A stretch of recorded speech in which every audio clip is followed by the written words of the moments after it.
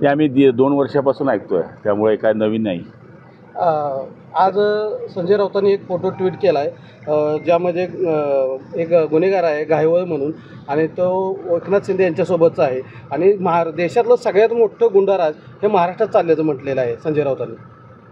हे बघा, कोणताही माणूस कोणाबरोबर कसा, आता मी इथे आलो आहे, माझ्याबरोबर कोण आहे मला माहीत नाही आहे. शेवटी नेत्याबरोबर कोणता माणूस कोणत्या वृत्तीचा आहे आणि कोण आहे हे काय कोणी तपासत नाही.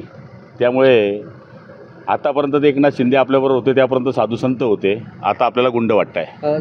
संसदेत नारायण राणेंना विचारलं की तुमच्या खात्यासंदर्भात किती लोकांना फायदा झाला, तर नारायण राणे साहेबांनी वेगळंच उत्तर दिलं, आणि त्याच्यावरनं अंजली दमानी त्याच्यावर टीका करतात.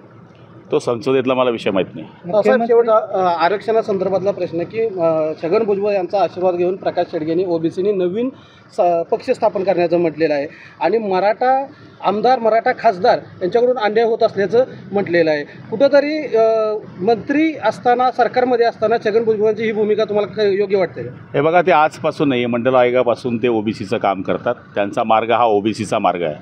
त्यामुळे त्यांना जे वाटतं ते बोलत आहेत, आणि मला तरी असं वाटतं की ते असा काही चुकीचा निर्णय घेणार नाही वेगळ्या पक्षाचा. पण शेवटी ही भावना आहे, भावना म्हणजे कृती नाही. त्यांनी ती भावना व्यक्त केलेली आहे, ती कृतीमध्ये येईल त्यावेळेस आपण हे बोलण्यात उचित होईल. एबीपी माझा, उघडा डोळे बघा नीट.